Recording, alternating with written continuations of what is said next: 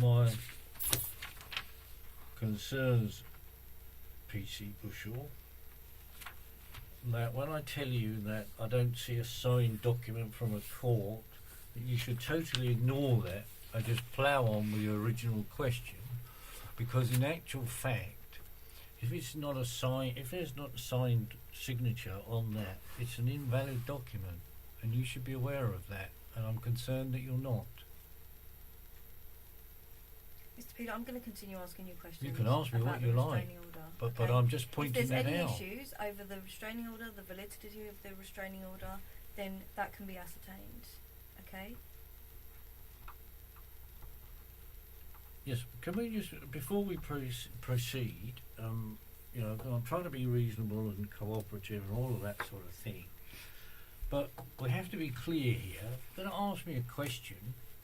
A, I have the right to defend myself, clearly, and B, I have the right to ask further questions to ascertain exactly what you're trying to get at. Which is what I said to you at the beginning. I understand, thank you. And what I'm trying to say, PC Bushell, it is PC, not DC, isn't it? Mm-hmm. Yeah. What I'm trying to ascertain, PC Bushell, is as we go through this interview, which I'm trying to be helpful and cooperative, of course I am, wouldn't want to be obstructive to the police, is that at the end of the day, I feel I have a duty to point out things that are not right, either in police protocol or the veracity of court documents and so on and so forth. So I feel the need to do that. I've just completed a book on Tony Martin, the very famous Norfolk farmer case from 1999. I've just written that book and completed it, and Sir Henry's very kindly written a foreword for that, in which he commended me on my diligent research. So I wish to point out to you that I'm quite familiar with police protocol and court paperwork, and if I see something that jars with my sense of accuracy, shall we say, or truth, then obviously it's my duty to point that out to you, and I'm sure you'd expect me to. Of course I would. Because no one can see everything. Of course not. Thank you very much. I just wanted to point that out. Thank you. You're welcome. So are you aware of that restraining order? No comment. Do you have a copy of that restraining order? Well, clearly not. But no comment.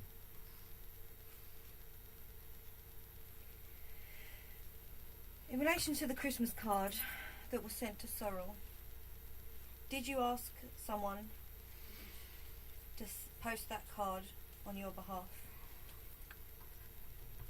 I thought you said to me earlier, so I need clarity on this. Did I go to Sidcup on that day? Yes, that is what I asked you. Yeah, I thought you did. So was it me or was it somebody else then? Because you seem unclear. That's what I'm trying to establish from you. Well, do Mr. Birch and Mrs. Birch not know? I'm asking you.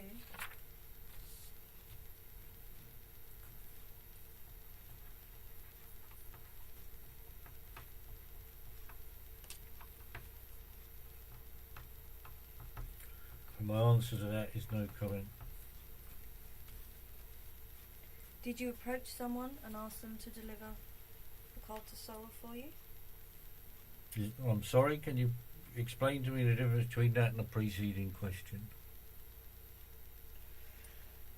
I'm trying to establish whether it was you that posted that letter to Sorrel, or whether you have asked someone else to post that for you, whether you have approached someone.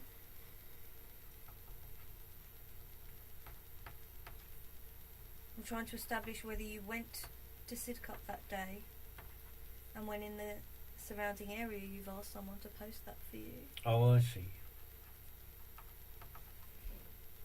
So did you go to Sidcup that day and ask someone to post it on your behalf?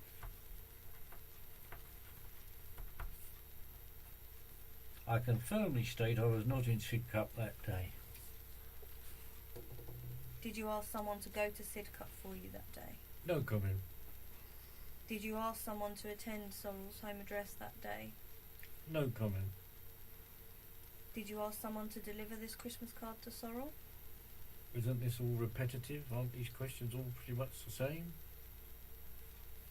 Is that They sound all the same to me, PC Bushel.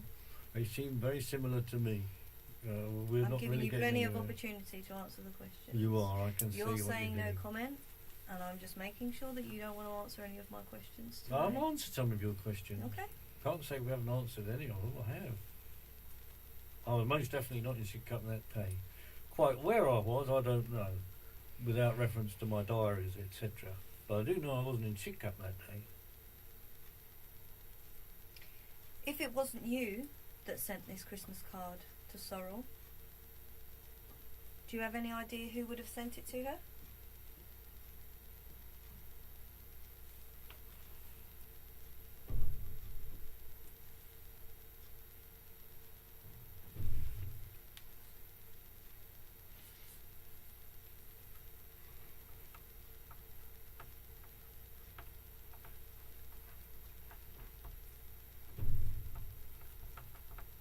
No comment?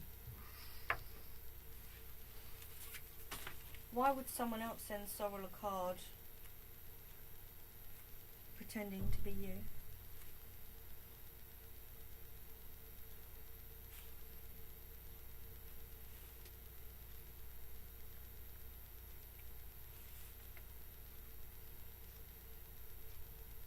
Well, let me put it to you this way, PC Bushel. I'm stretching my legs out, by the way, just so as you know. If I touch you, I don't mean to, but I need to just stretch my legs a minute.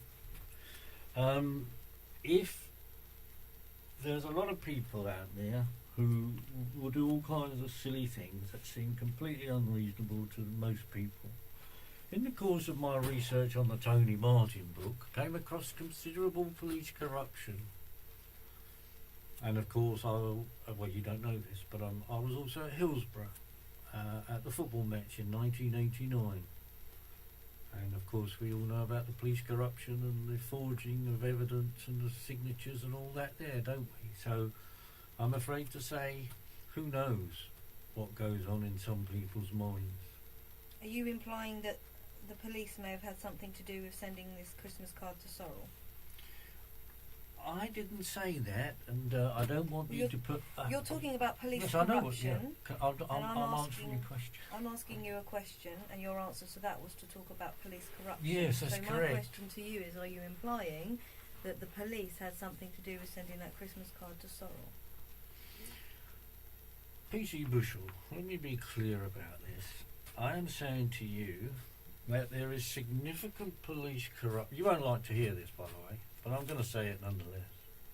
Because I actually do think there's some good, honest coppers around. And I've met a couple, but there are also some real bent ones, but never mind.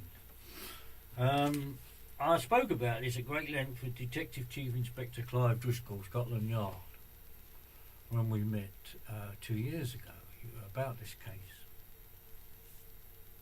DCI Driscoll was of the opinion that this entire case, shall we say, did not match with police protocol.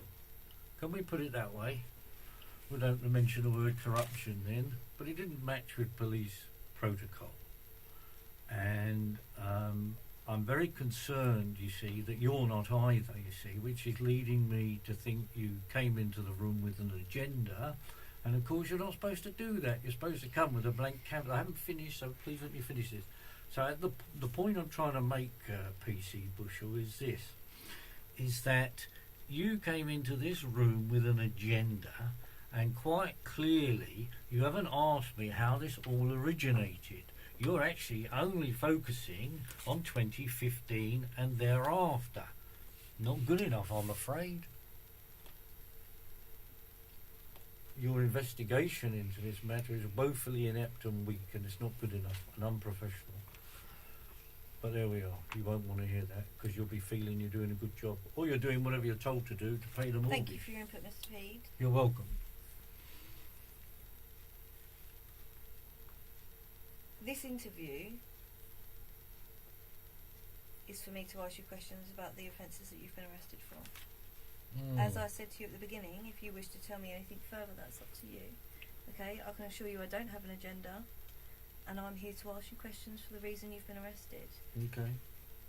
I'm starting to get the impression that you're trying to take this interview away from the reasons why you've been arrested, because occasionally when I ask you questions, I was talking about things not directly related to the questions I'm asking you for, as though to put me off. Is that the case? Certainly not the case, no. It's just that sometimes we need help joining up the dots. I'm going to continue asking you questions. Please do. It's your job. Crack on. And just before you do, sorry about that, but just before you do, of course I'll get a chance to speak at the end anyway, won't I? Any further questions, any other comments I'd like to make, then I'll say my bit at the end. Okay. So I'll try to refrain from chipping in with all these additional bits now. I'll try to refrain from that for you and leave them to the end if you prefer that. Mr. Pead, you've been arrested for breaching the restraining order. Okay? The restraining order was issued by the courts. So we're talking about the breaches in relation to that. Okay. That's why we're here. Yeah, crack on, like I say. Now, why would they say that this card was in your handwriting? Who's they? Mr. Birch. Well, that's not they, is it? That's one. Mr. Birch is singular, isn't it? It's one person. So who's they? Why would Mr. Birch say it was your handwriting?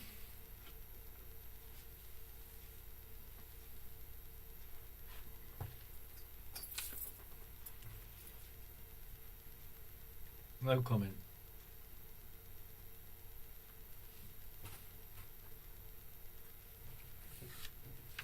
Why are you trying to contact Sorrel when you know there's a restraining order preventing you from doing so?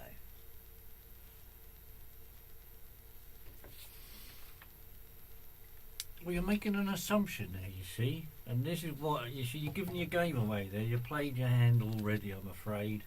You came in here saying, or just a couple of minutes ago, you said you didn't have an agenda. Clearly you do, because by asking that very question, why am I doing it? There's an implicit in that question is the fact that according to you, I am doing all these things. Mr. Pead, So there's no you're not assumption. an open investigation, I'm afraid. Mr. Pead, there's no assumption.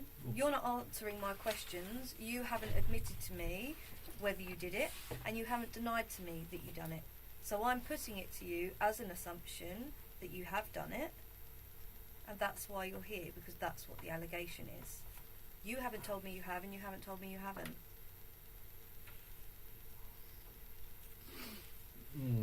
Well, it might be more helpful if I can assist here by saying that if there is an assumption, it might be helpful to say that rather than just make the bold statement that why are you doing this? It might be better to say, well, look, if we assume it was you, why did you do it? Do you know what I mean? So I've got a marker. So what's the answer to the question? No comment.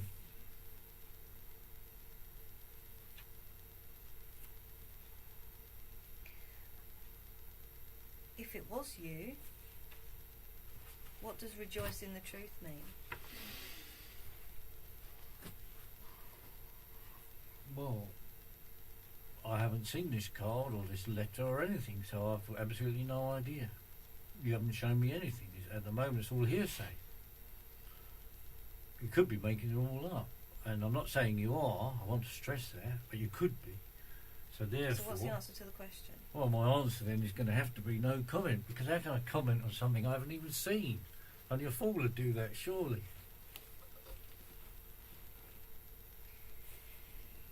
In relation to the other allegation... Which one's this now, please? Give me a marker. The letters received on the 7th or 8th of January. 7th or 8th, which was it? Don't know. Oh, you don't know? They're not sure. Who's not sure? Mr. Sorrell's not sure. Mr. Sorrell. Mr. Birch. Well, 7th of January. Mm-hmm. This year, I take it. Mm-hmm. And this is what, a letter? Mm-hmm. Addressed to whom, please? Sorrell. Only to Sorrell. I believe so. And do you have that with you? No.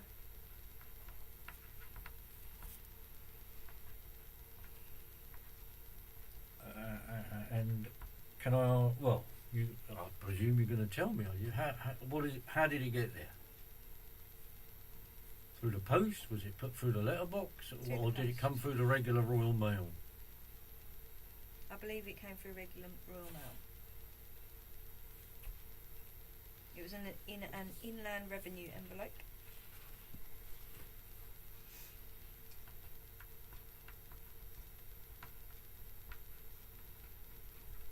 And the piece of paper had on it some information about you, books that you've written, potential publications. It was a typed letter. And do you... Mr. Birch believes that was sent by you. Well, Mr. Birch is doing a lot in this, isn't he? What's Mrs. Birch saying?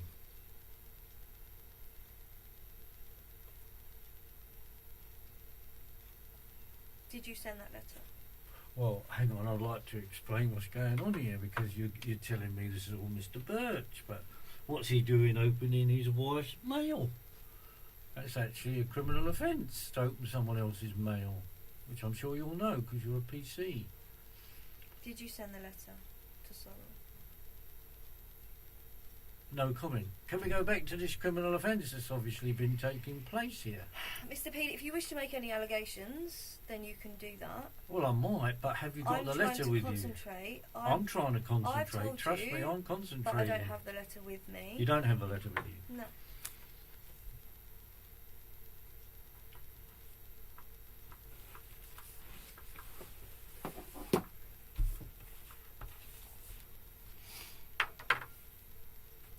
By the way, on a procedural issue, I would like another drink in a minute. How long does that tape go on for? Do we know? A while. Well, I'd like a top up if I can get one. Do you want that now?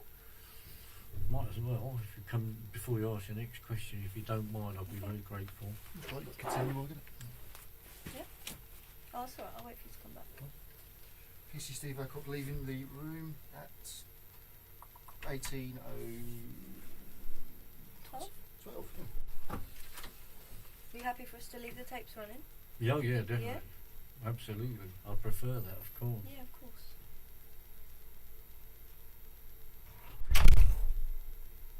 So does that picture still takes pictures, even though it's not showing it's taking Yeah, pictures? Is yeah. that what you're saying? I mean, it says on there, you can see it's still recording. Well, I can't see without my Oh, glasses. okay. It says they're recording. And Right, there's the yeah, time yeah, that yeah. we've been in the No, I'll interview get that. for. I'll get that. And then it's saying that if you press the display button, this is very different to what we have. There we are. Oh, yeah. I think it's probably like a power saving thing that it Well, doesn't probably. stay on there No, the you're whole right. time. I imagine you're right. But every time we press it, it comes up. So Yep. I think it automatically records both. Yeah.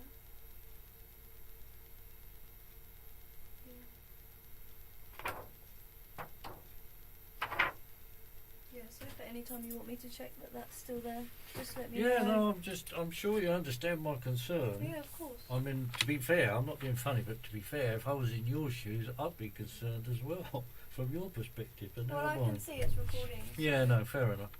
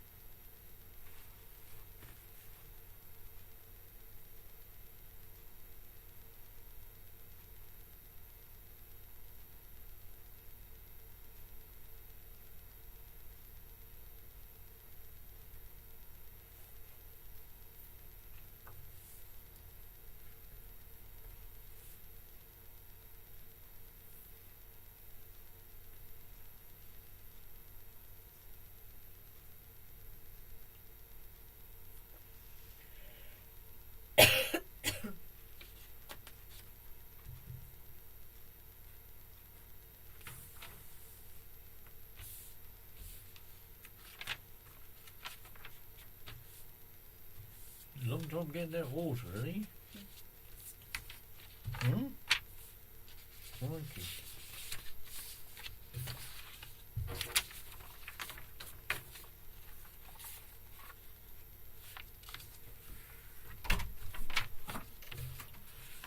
PC Steve Hancock entering the room at 18 minutes 16. Thank Pead, you. is your I water? appreciate that. No Thank problem. you very much. Put it there for me.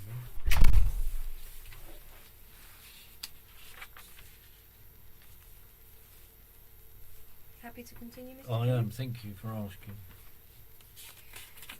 So in relation to this letter, did you send this letter addressed to Sorrel? No comment.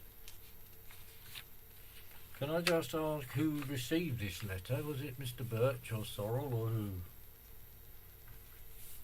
I believe it was Mr. Birch. Okay.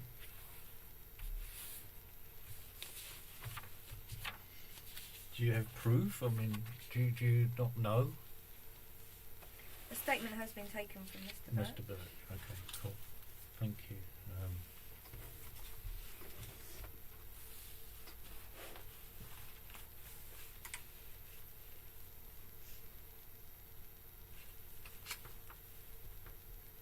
So we got PC Edcock giving PC Bushel some notes here and things what to say and ask. Presumably, I suppose that was PC Bushel, PC Edcock. Sorry. Not at all, Mr. Oh, Pead. all right, and okay. You're not related to a detective constable in Norfolk, are you? I'm not, sir, no.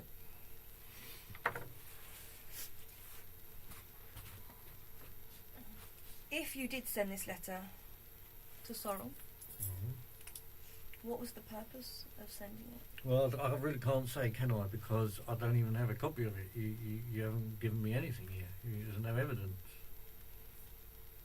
I'm not saying you're making it up, but you could be. So I can't comment without a copy of it. Do you understand that if you have sent a letter to Sorrel, that is breaching the restraining order that we went through earlier?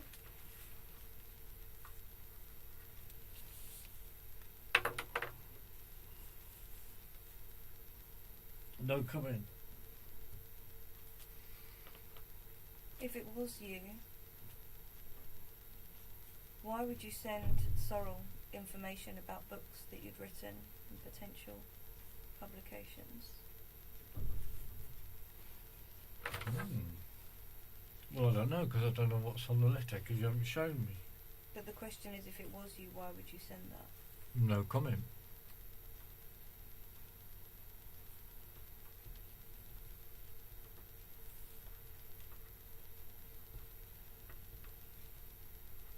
I think it'd be safe to assume from the fact that there is a restraining order in place that Sorrel doesn't want any contact from you. If you are sending her Christmas card and this letter, why would you do that when she doesn't want you to?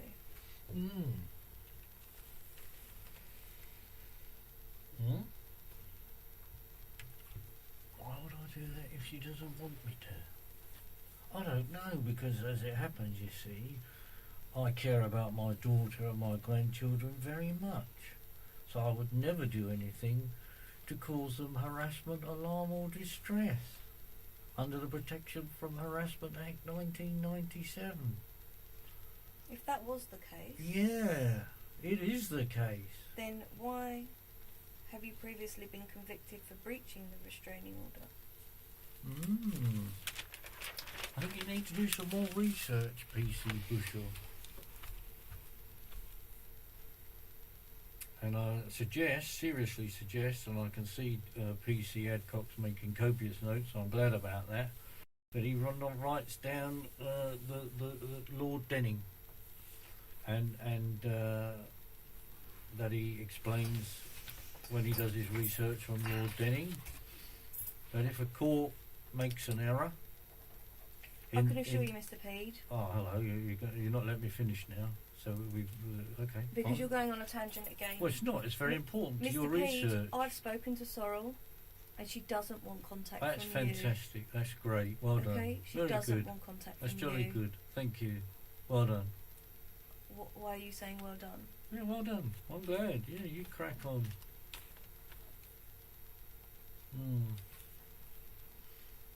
I don't really understand what you're implying. I've spoken to Sorrel. She doesn't want contact from you. There's a restraining order in place preventing you from Is there contact. really? Okay. Yes, there And is. was she there when this restraining order was Mr. issued? Pead, that's not the question. It certainly is okay? the question. That isn't the question. It is the question. I'm not going to get into an argument with you. Of course you're not, because you know you'd lose it. Is there anything else that you want to tell me about these two allegations relating to the Christmas card and the second letter that were received at Sorrel's home address? Which you've been unable to show me. You've shown me nothing. That doesn't answer the question. Well, it does. It doesn't. Okay. Well, So what is the answer? okay.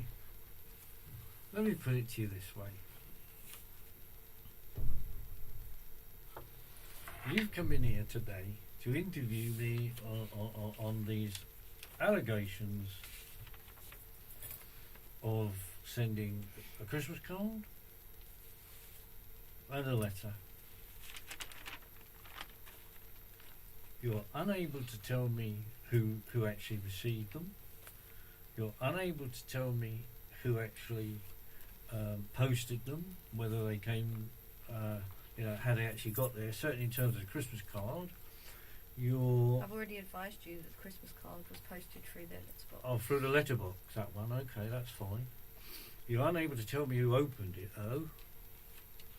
I noted that, and I'm aware of why you did that. Mr. Pead, I'm aware of what I've told you. Yes. Is there anything that you wish to add? Yes, I do. I've got a lot to add. I'm coming to it. Yeah. First of all, I've already explained about my daughter and my grandchildren, and I care about them very much. Of course I do. However, I care about truth and justice as well, and at the end of the day, I've just written a letter to Cressida Dick, who in fact is your commissioner, as you will appreciate. And I said, very concerned, Mr. Adcock, you're not writing this bit down. I know Everything's This is being recorded, Mr. Okay. Pead, so Yeah, I'm just very concerned, you see, when you keep things to very narrow confines, because I know then that's where miscarriages of justice occurs. I'm sure you do. That's why Mr. we Pead, record interviews. the whole Yeah. interview's being recorded. Yeah, good. And Well- one of them will be sealed at the end of the interview so that it can't be tampered with or opened with before, if this matter was to go to court. Well, we'll go to court, don't worry about that. So, yes, I would like to say then, have you finished all your questions? Sorry, I've got to check that first. PC Adcock, is there any questions that you want to ask about either of those two incidents? Not the first two allegations, no, there's not. Okay. Okay, so thank you. So basically we'll come to this.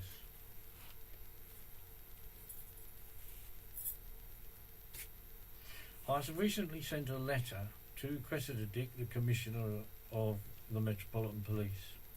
I believe it was dated the 28th of February, but that's off the top of my head without having a copy in my hand. I recently sent it again. I believe it was something like the 14th of March. What, the same letter? The same letter, I Okay. resent it, yes. Because, as you may appreciate, Scotland Yard's just recently moved. So I sent it to one address, then I sent it to the new address to make sure she got it.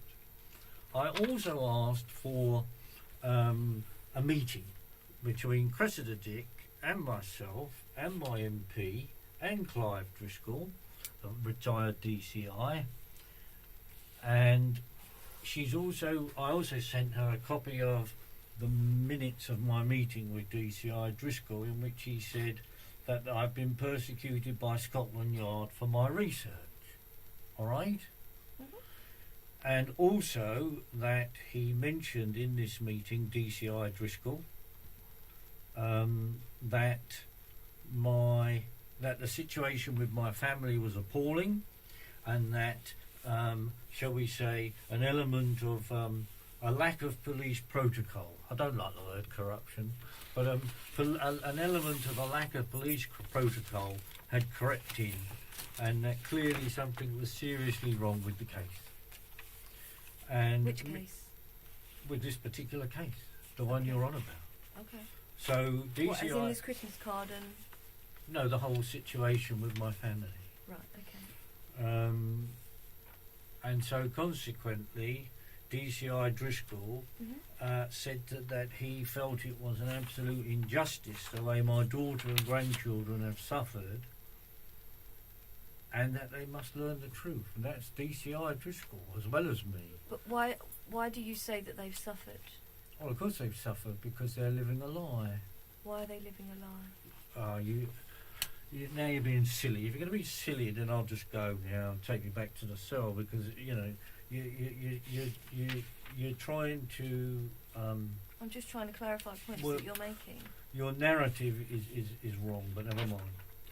So I'm afraid to tell you. They're living a lie. Because they're living a lie. What do you mean they're living a lie? They're living a lie about my circumstances and about my criminal convictions, which I'm sure you well know about. And if you don't, I'll be horrified. But never mind. Are you saying that your criminal convictions that you have are incorrect? Yes, I am. And I suggest, therefore, you contact Sir Henry Bellingham. Will tell you the same. Because there is a DVD in existence of my meeting with Sir Henry on the 27th of January this year at the Knights Hill Hotel in King's Lynn, in which Satish Sekhar, an investigative journalist, was also present. And on that particular DVD, Sir Henry Bellingham, who's a barrister by the way, says quite clearly, Brian, you are innocent of all 4 of your convictions.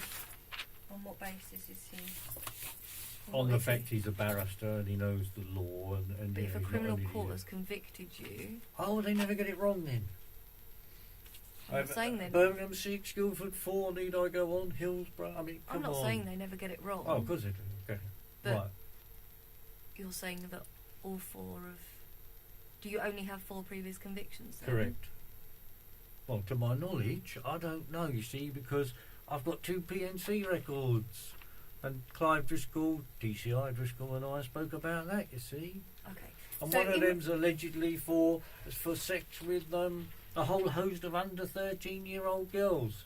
Well, I've never been charged with that, convicted of it or anything, and haven't done it, so there we are. But there's a PNC record that exists, so in which relation, shows that crap. In relation then to the 2 incidents that we've just spoke about, yes. Is there anything that you want to add in relation to those 2 allegations? Yes, they've been brought maliciously. They are malicious allegations. By whom? Ah, very good question. Well, I suggest you speak with Cressida Dick and get a copy of my letter to her, because it's all in there. I'm asking you now. I know you are. And it's all in my letter to Cressida Dick. And what is in that letter to Cressida Dick? Pardon? What is in that letter? Yeah, I'm going to say. But I also wish to say that I sent the same letter to the Home Secretary, who's Amber Rudd, and to Elizabeth Truss, who is the Minister for Justice, and happens to be Tony Martin's MP. So there's a few people in the loop, shall we say, and it is quite clear that my my convictions are in fact miscarriages of justice. Okay. I'll give you an example, shall I? You're a PC, aren't you? So you have a reasonable, shall we say, a reasonable knowledge of the law? Is that fair to say? I think it is, isn't it? Mm-hmm. Really? Okay. So for Section 10 of the Sexual Offences Act 2003, to cause or incite a child, yes? Yeah. You understand that one? Has to be a person B, doesn't there? A child? There has to be, doesn't there? A person B to have been incited. What point are you making? No, I'm not asking you the question. Person A, someone over 18, has to incite person B. Mr. Pead, I'm not going to get into... Ah, there you the are. law See, with exactly you. it, you see. You're supposed to, because you're a police person, a police But woman, what's this got to whatever do you with call the yourself. allegations that I'm putting to you? Of course it's got allegations. Of course it's got everything to do with it. Mr. And Pead, you're deliberately trying to make me not go there so I can say to you, you just asked me the question, why does Henry Bellingham say that my convictions are wrong and are miscarriages of justice? It's quite simple, because Henry Bellingham is a barrister. He knows the law, and without a person B, you cannot be guilty of incitement. A 10-year-old would probably know that. Maybe a 15-year-old, whatever. Is there anything else you'd like to add on the 2 allegations we've put to you? If not, we'll move on to the 3rd allegation. Now, why is the rush? I thought we was trying to conduct a proper inquiry. We're in no rush, I promise you that. Good. All right. Good. But if you've got nothing else to add on Well, these I've 2 got a lot previous to add. allegations, well, Yeah, you haven't. I have actually, PC Adcock. I do actually. I'm working to this, and I'm very concerned that your attitude has suddenly changed like that. That's surprising, but never mind. It tells me a lot. So anyway, going back to these allegations, yes, I have in fact. You've shown me nothing. You don't know who has done anything here, and have we got a statement from Sorrel? There's a question. Straightforward question. Have we got statements from her? Because these are all addressed to her apparently. So presumably you would have asked her to make a statement. If statements... The answer's no, isn't it? If we're not in possession of the honest answer is I don't know if there's a statement from Sorrel. I'm not the officer that's dealing with that case. I've been asked to put some questions. So who is the officer in the case then? I need that information. DC Goodman. Goodman. Male, female? Female.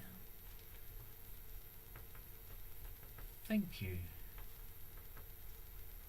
So as a result of your arrest last night... So no statement here, sorry. I've been asked to put some questions to you regarding those allegations. Okay. If a statement hasn't been obtained from Sorrel, then I'm sure that one will be obtained. Yes, I'm sure there will be. But I have spoken to Sorrel myself today. Yeah, you told me this several times. And she has confirmed that she doesn't want any contact from you. Yeah, and what you're just doing so now, clear. just so you're aware of what's happening here, is you're trying to use this alleged interview where you've brought no paperwork to try and get a message into my head she wants nothing to do with me. No, Mr. Okay. Mr. P, that's not what I'm trying to do. That is what you're doing. Because there is a restraining order in place that is doing that. I don't need to reiterate that to you because there is a restraining order. Twice already, so you are reiterating, but never mind. Okay. Right, Let's so move on to in the relation third to one. these, well, hang on, I haven't finished on these 2 allegations. On these 2 allegations,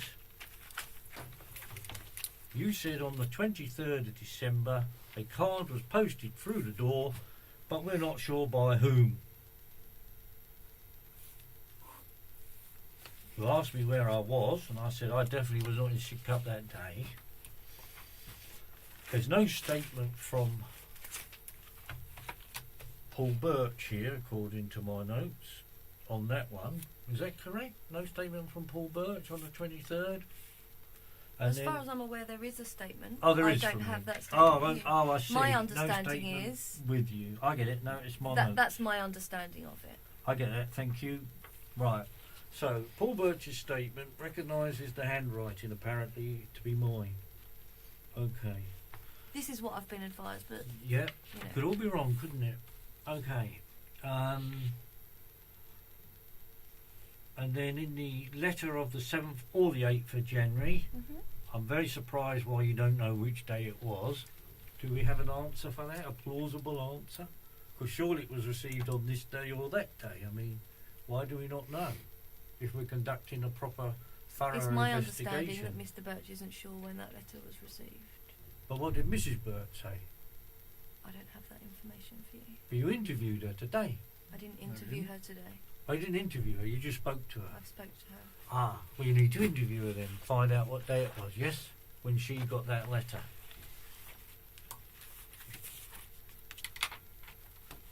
Can we move on to the third one? I'm not quite sure. So I've just wanted to reiterate for the benefit of the tape Yep. that of all the paperwork, I noticed PC Edcott's rushing now, but I do notice that we put all the things away. So basically, for the benefit of the tape, I've asked the officers very politely to provide me with copies of this paperwork that they alleged has been sent. Not sure by whom or by when, or who received it or anything. Don't seem to have any of that information. Therefore, I'm unable to comment with any degree of accuracy. I'm unable to comment. Okay. I'm therefore unable to comment with any degree of accuracy. Therefore, it would not be in my interest to make any comment at all, because I would be commenting on things I have not even seen. So that would be foolish. Time is 18:30. The time is 11:01. It's the 16th of October 2017. We are in an interview room here at Bromley Police Station. My name is DC Stanford. I'm with the Community Safety Unit at Bexley Police Station. Our officer present is Nancy Burns, CSU at Bexley. Thank you. I'm interviewing. Can you give me your full name and current date of birth, please? Yeah, Brian Pead, 12/6/53. Thank you, Mr. Pead. Mr. Pead, I know you were cautioned at the time of arrest, but because this is a police interview, I have to caution you again now. Okay? Yeah, sure. That caution is you do not have to say anything, but it may harm your defence. If you do not mention when questioned, say to you later on in court. Anything you do say may be given evidence, okay? I know you've been interviewed before, but I have to break it down, so I'll break it down in 3 parts. I'll do with everyone. No problem. First part's very simple. I'm going to ask you a series of questions here today. It's your legal right whether you choose to answer them or not, okay? Of course. Second part, if this matter was to ever go to court, you're likely to be asked the same questions there that I'm going to ask you today. If you either choose not to answer my questions today, or any answers you give don't match any future answers you give, so basically your 2 stories don't match up, the court will allow to draw what's called a negative inference. What that means is it can look badly upon yourself as to why you either didn't answer my questions today, or why your 2 sets of answers don't match up. Does that part make sense? Of course, entirely. Perfect. Third part, as I said, the interview's being recorded at the moment. We've got microphones on the wall and the cameras on the scene that I pointed out, okay? Again, if this matter was to ever go to court, it can either be played like a DVD, so basically someone can sit and watch us, or it can be transcribed, someone can write down our conversation, it can be read out in statement format. Does that all make sense? Of course. Perfect, thank you, sir. Throughout your time in custody, you have the right to free and independent legal advice. Obviously, you don't have a solicitor here present at the moment. Are you happy to continue without one? I'm not happy, but I shall continue without one. Okay, you understand that at any point during this interview you can stop and we will get your solicitor free of charge? Yeah, I understand that. Thank you very much. Okay, no problems at all. Quick welfare check. Are you feeling fit and healthy today? Very tired because I was transported down at 3 in the morning, so between 3 and 6. Didn't sleep? I didn't sleep at all, and so I'm still very tired, but not to worry. Have you got any medical illnesses that will affect your ability to interview today? None whatsoever. Perfect, thank you, Mr. Pead. Right, Mr. Pead, before I ask you any questions about why we're here today, allow me to explain it to make sure it's clear, okay? You've been arrested for a breach of restraining order. The allegation is that on the 29th of September this year, which is a Friday, on a website that's listed down as www.lambethchildabuse.org, you posted an open letter to your Member of Parliament. In that, you named several people that a restraining order issued by the Inner London Crown Court on the 14th of August 2015 prevented you from doing so, okay? Now, before I ask you about the matter, because I'm sure you've got a version of events to tell us, is it clear what we're going to discuss today? Yes, I think you made that clear, thank you. Perfect, thank you, Mr. Pead. Mr. Pead, the easiest way is, what's your version of events? Would you give me what you think's happened here? Well, I don't really wish to make any other statement other than I wish to report officially on the record corruption in this case entirely. So I'm afraid that that is my version of events, you see. Okay. So it's not basically what you're going to want to hear, but I'm afraid that is the truth. So that is it, in effect. It's quite simple. Okay. There is corruption that has gone on in this case. I've been able to prove that corruption. Mm-hmm. I have informed several people, including the Home Secretary, including my Member of Parliament, including, I believe, the Director of Public Prosecutions, about corruption that occurred on that date in August 2015 that you read out. I forget the exact date. 14th of August. 14th, thank you. So 14th of August 2015, there was corruption in that case.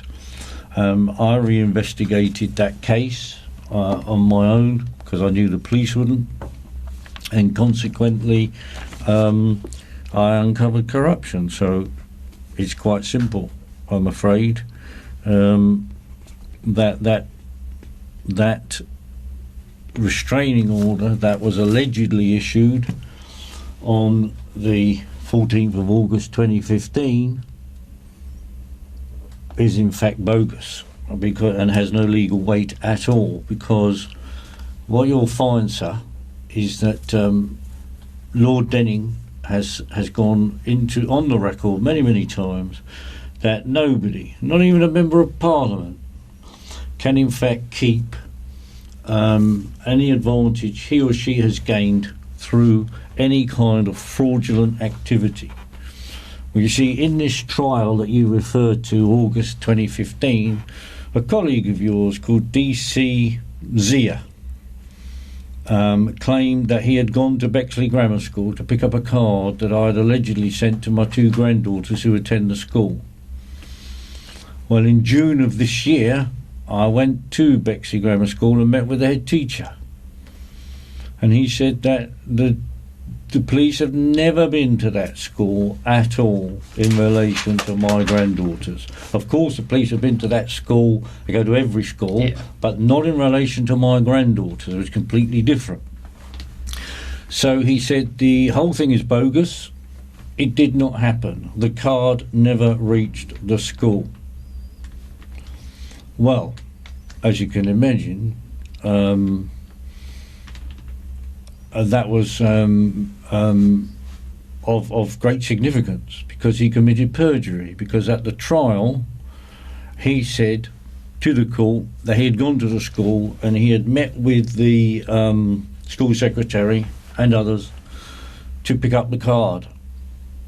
Well, either he's lying or the head teacher's lying, and I don't see any reason for the head teacher to lie. And so after my meeting with the head teacher, I sent a affidavit to him that I wrote out asking him to sign. I've not yet got that back. Of course, it could have been sent back to me, but I don't always get all of my mail. But that's another issue we don't need to discuss right now, although it is of significance. So he committed perjury. Perjury Act 1911 you'll be familiar with. And consequently, that's a fraudulent trial. And equally in 2011, the 1st of November, Bexley magistrates, 1st of November 2011, that has got corruption all over that case as well. So I could go into more detail if you would like me to. It's mainly going to be around the 2015 I case. thought it would be, because you see that's how the law works, is it narrows it down to try to find you guilty, not to actually find you innocent. So you see the 2015 case was built on the 2011 case. Mm-hmm. Well, I'll have to refer to Denning again, I'm afraid. You cannot build something on nothing. So the 2011 case was wrong, was rotten to the core. If you're going to build a case 2015 on that, that's also rotten to the core. And then, to wit, DC Zia has in fact committed perjury. Okay. So, I'm going to ask you a couple of questions in more depth in a second, but so just so I get your explanation correct, what you're telling me is, as far as you're concerned, the court case that issued that restraining order didn't have the power to issue it to you. Correct, it can't do.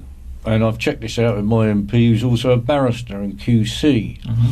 And we've discussed this at great length. And on the 27th of January this year, this would be 2017, 27th of January, at the Knights Hill Hotel in a constituency meeting with an investigative author there present, Mr. Bellingham, Sir Henry Bellingham, my MP and barrister, said to me, "It is clear that you cannot be guilty of any of the convictions against you, and any solicitor would be able to see that straight away. And he also referred to my unlawful dismissal at Lambeth when I was a head teacher there. Yeah. And he said, you know about that? Yeah, I you read reading both your websites this morning, actually. Ah, okay. Well, consequently, he also referred to my dismissal at Lambeth as being unlawful, which it clearly was. And that's it, really, sir. Is it? Did you say DC Stanford? STANFORD, yeah. Much obliged, thank you.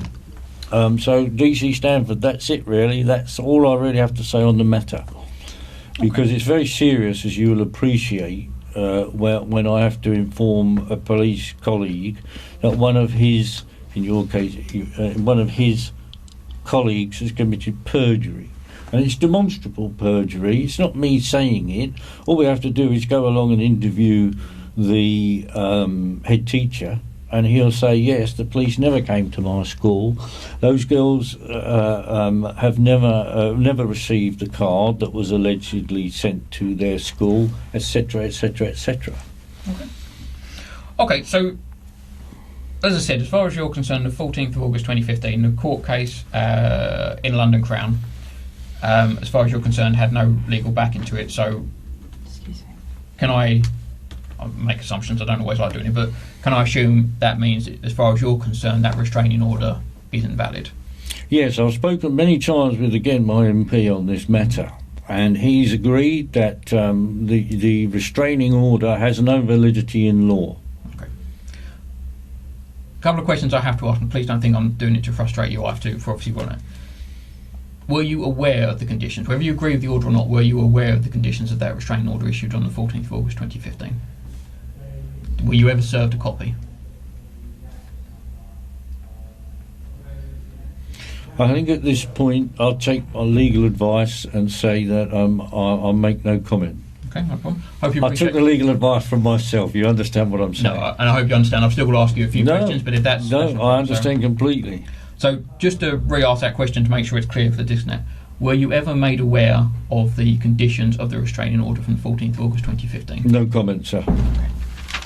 Can I just check, because I did have a good read of it this morning, along with both the websites, actually.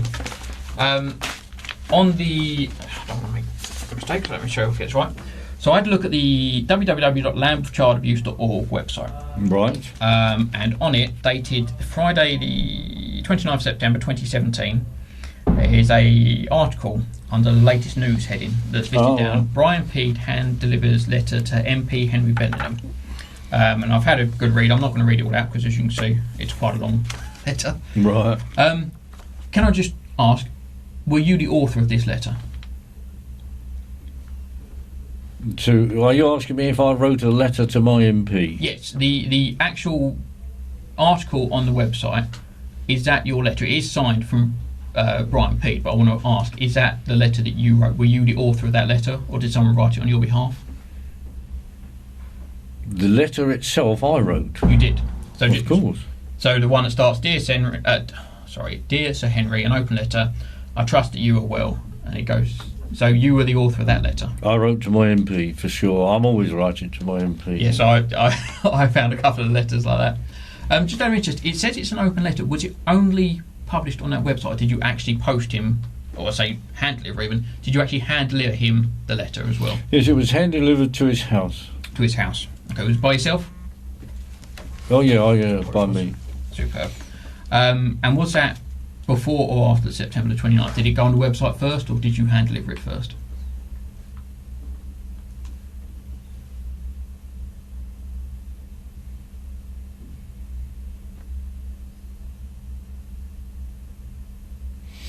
I do believe it must have been given to him first, because I wouldn't then have been able to say it was hand delivered.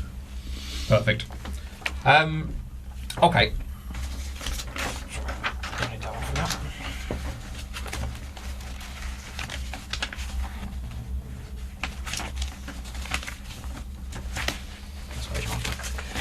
Okay, I'm just going to read out.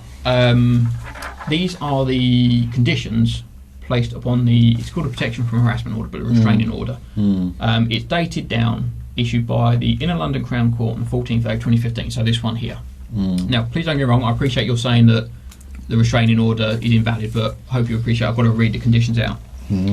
It's got 2 conditions down on it. It says you're not to contact directly or indirectly Paul, Sorrel, Emily, Lauren and Joseph Birch, or go to Melville Road, Sidcup, Kent, or publishing or arranging to have published by another person, whether on the internet or on paper, whether true or untrue, any information referring to Paul, Sorrel, Emily, Lauren and Joseph Birch. Okay. I know I've asked, but I will double check. Were you ever served with those conditions that you remember? Again, no comment. No problems. Okay. Have you got the original of these? Sorry, it's just purely I highlighted something. Thank you.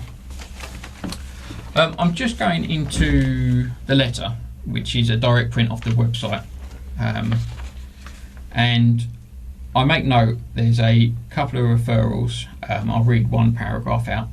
As we have discussed, for the Bexley Magistrates Court to determine according to law in this case, my daughter Sorrel Birch and elder granddaughter Emily Birch.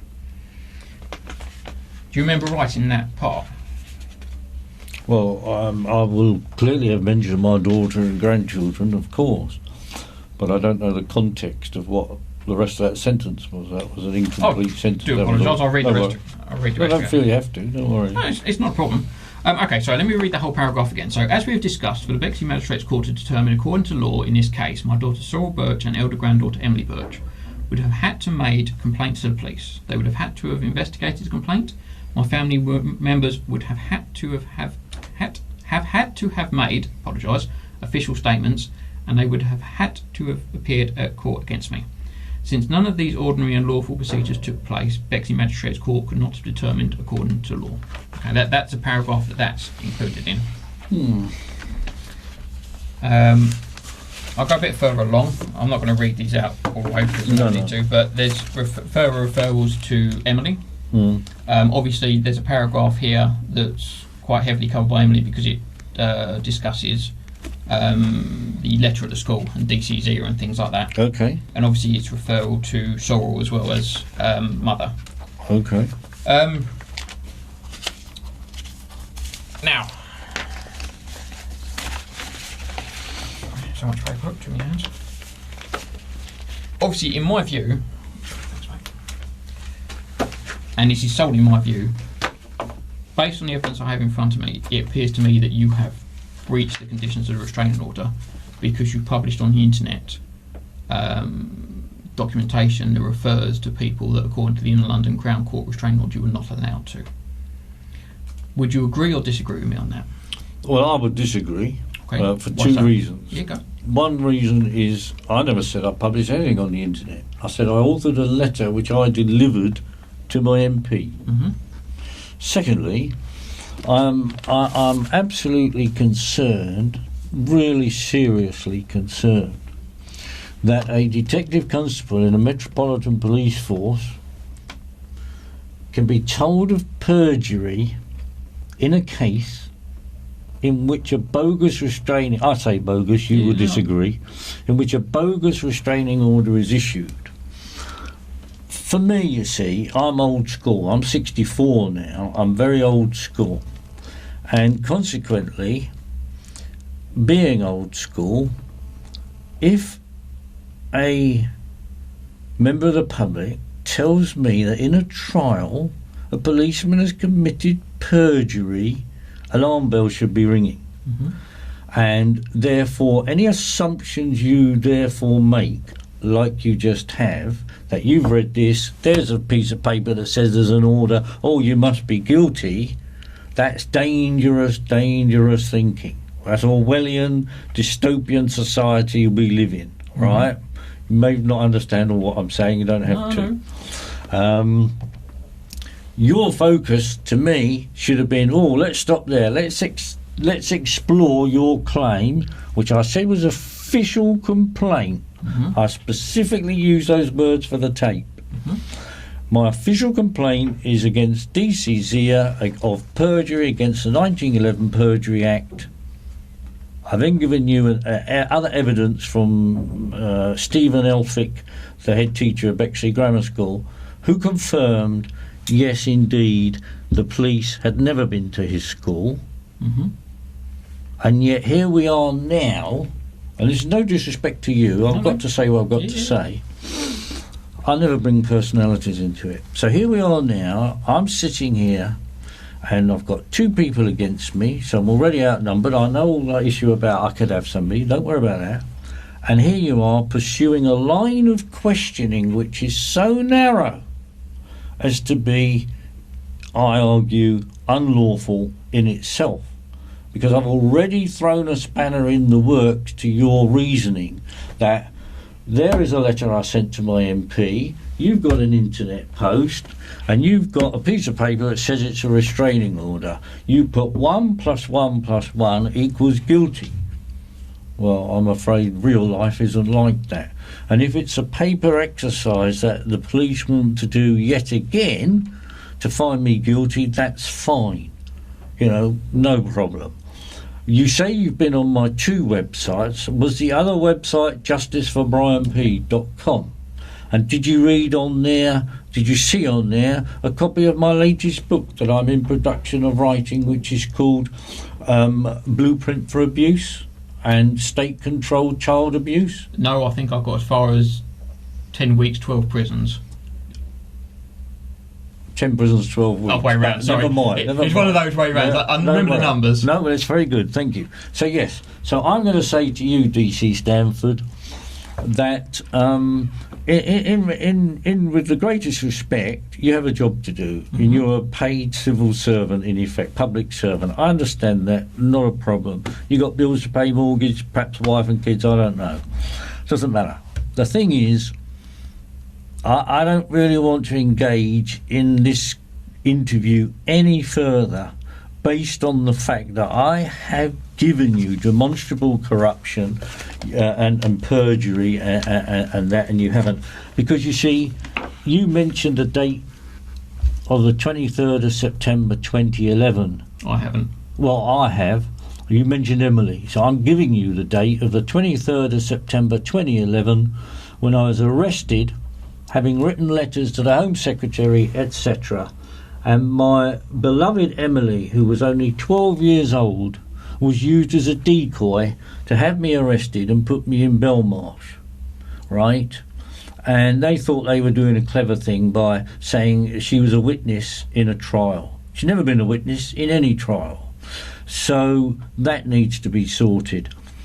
What I'm hearing today is fills me with dread, because truth is not occurring in this room. I don't say you're lying, I'm saying truth is not occurring, because you're trying to put together a false proposition based on false documents. Well, anyone can do that. Anyone can make any proposition I like. You know, I could call you a murderer, write some pieces of paper that proves you're a murderer. To make you a murderer, it's false proposition. So at the end of the day, sir, I'm afraid that needs to be investigated, why Emily was used as a decoy. And it also needs to be investigated why, when I went to Teapot Island in Maidstone in March of this year, and then 3 or 4 days later I wrote to the Commissioner, Commissioner Dick. I'd gone to Teapot Island to give my in-laws, my daughter's in-laws, all information about my innocence, including a letter from Sir Henry Bellingham saying Brian Pead is innocent and a victim of a number of miscarriages of justice. I gave that to my son-in-law's parents. 3 days later, I wrote to Commissioner Dick. 2 to 3 days after that, I get arrested. And another bogus charge. To be honest with you, the rule of law doesn't really apply in this country anymore, certainly not to me. I cannot get a fair trial, because if I told you everything about this case, you wouldn't believe me. But I'll tell you that we're in Bromley for a reason, because the woman who was head of Lambeth, Phyllis Dunipace, OBE, who ratified my unlawful dismissal, is a co-director of a company, of a magistrate in Bromley called Daphne Wickham. Look it up on the internet, Company's House, you will. Yeah. So I'm afraid to say, DC Stamford, that I'm not in this room here today anything to do with a breach of a restraining order. I'm in here only to do with the fact that I am, if you want to call it this way, I'm an author of books related to child abuse. For my own personal reasons, I was abused as a child in a children's home. I got away with it lightly compared with my brother, who was 8 or 9 and was buggered regularly by police officers, by priests and everything else, right? So that's my motivation, right? So I will expose everything I can to my dying breath about organised abuse. And if you've been on my website, you'll see another book there, not written by me, written by a journalist in Ireland called Bruce Arnold, and he wrote about all the schools and homes in Ireland. He called it the Irish Gulag. Gulag is a word for prison, right? Yes. And so consequently, Mr. Stanford, I'm afraid to say, I've trod on some very powerful toes, which is why I'm here. You are just being used as a pawn, and your colleague next to you is also being used as a pawn. You may not see that, I don't expect you will, but there's a much, much bigger backstory to this than you realise. And I've now got that on the tape, and that'll do me. Okay. There's no need for me to drag this out, I don't need to, but there's just a couple of questions I want to ask you. Obviously, it's whether you choose to answer them is not a problem. So obviously we've said that you wrote that letter. That one's not up for dispute. You did raise a point, which I'm going to ask you directly about now. Were you the person who posted that article on the website? I'm not prepared to say, no comment. Okay, no problems. Are you one of the admins for that website? Do you have editorial control? Again, no comment. Okay. Does anyone else have editorial control? No comment. Okay. Does anyone else post either under their own name or under your name? No comment. Okay. Are you aware of everything that's placed upon that website? Well, of course not, because you know, how do I know if something's not being put on there right now while I'm in this room with you? So I can't be always aware, can I? It's impossible. No, that's the nature of a website. I noticed there is a comment section. Obviously, that can be accessed by any member of the public. But the actual main content, these letters, is there anyone else that has access to post other than yourself? Yes. Okay. But are you aware of all the main posts? Not the comments, I wouldn't expect you to be aware of that, but the actual posts that go on the website, are you aware of everything that goes up?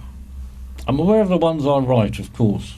Okay, so you're aware that this letter went up onto the website on the 29th of September? Well, it's on there, isn't it? You've seen it. It's there on the internet. Okay. What sort of internet access do you have? Do you work from a home office? No, I don't have the internet at home. I don't want it at home. Okay. Okay. Well, I'm going to be very specific. I know you've answered them, but I'm going to be specific to the point. Whether you agree with it or not, were you aware of the restraining order issued by in London Crown Court on 14th of August 2015? No, I'm not going to answer that question, Mr. Stanford, based on the fact that it's quite clear where this is going. It's quite clear that you want to incriminate me in a breach of a restraining order so that A, I can be imprisoned, and B, that the authorities, as they like to call themselves, though they have no authority over me, I'm quite capable of managing my own life, I'm sure you can, that the authorities like to pretend that there is a restraining order in place, right? And also what fills me with dread is you actually said that you read out the piece that neither my daughter nor granddaughter Emily had ever given evidence against me on the 1st of November 2011 at the Bexley Magistrates Court. And never made a complaint to the police, never made a witness statement, never turned up in court. Well, again, that should fill you with dread, actually. You should be saying to yourselves, or even saying to me, well, hang on a minute, how can that even possibly happen? Because it's against the rule of law. But I don't hear these things from you guys anymore, you see. When I went to see Detective Chief Inspector Clive Driscoll, he's on the website, he was a former child protection officer for Lambeth, he told me, of course you can't be guilty. Of course you can't be guilty of any sexual offence. You cannot be guilty of the criminal damage, of impersonating a barrister, which they've done before, all sorts of nonsense. And of course harassment of my own family. Can't be guilty, he said. So how does a Detective Chief Inspector, how does an MP and a QC tell me you can't possibly be guilty, and then I find that I have two guys in here doing everything they can to try and find me guilty? You see, that only says to me, Mr. Stanford, sorry to, I saw you were going to interject, but that only says to me that the government, call it whoever you like, is still pursuing this course of conduct against me. And when I met DCI Driscoll 2015, 2 years ago, 2.5 years ago, because it was March, he said to me, I can tell you, because I've now left the Met, I can tell you that the Met is persecuting you. His word, not mine. You are flagged up, he says, as a very dangerous man. Not because of anything you've done, because of what you write about. Well, I'm afraid, sir, that if that's the society we live in today, where you can be dangerous because you're exposing corruption and child abuse at the highest levels, well, I think that's a very sad state of affairs, quite frankly. Okay. 2 last questions, then I'm completely done. Again, I know I've asked them both before, but so I'm very specific. Are you aware of the conditions upon that order? Again, no comment. Okay. And in your view, and this isn't in your view, it's no trick to this one, in your view, are you guilty of breaching a restraining order? Absolutely not. Perfect. Sorry, please. I'm sorry when you... Sorry. Oh no, I'll deal with that later on. I'm just sorry. When Go for it. When the lady, I forget your name, was it Mrs. Burns? No, it's DC Burns. DC Burns. Can you say what your role was, please? Because I didn't catch it. I'm slightly hard of hearing sometimes. Co-interview. But I thought you gave a role within the... Oh, I'm a DC in CSU at Bexley Heath. It's the community safety unit, just our department. Thank you. Basically, to allow me to talk to you and not be writing down all the time. Oh, no, I DC get that. Burns, I get that. I notes. just wanted to get that for... Same department. Yeah. Okay, right. Same Thank you. office. Yeah. Mr. Pead, before I conclude this interview, is there anything I've said that's not clear that you want me to repeat? No, I think you've been clear enough, but I'm going to have to repeat myself that I find this a very disturbing interview from the point of view that I have now given you several problems around this case, because another one, of course, is a commander of Lewisham, Mr. Kate Pead, Halpin. Can I just hold you for just 1 second? I'm aware of the allegations you're making against the Chief Superintendent, DCG and things like that. My understanding is all of these complaints have already been made. You've obviously already made them to your own... They've never been investigated. But you've already made them. They've never been investigated. Okay, what I'm saying though is if you've already made the complaint... They've never been officially made to the police. But you made them to the MP? Yeah, well, what's he going to do with them? But the MP He's then an referred you MP. straight to the police? Well, you'd think so. He's never given me any indication he's done that. Nothing in writing, nothing verbally. So there's an issue there. My understanding is you're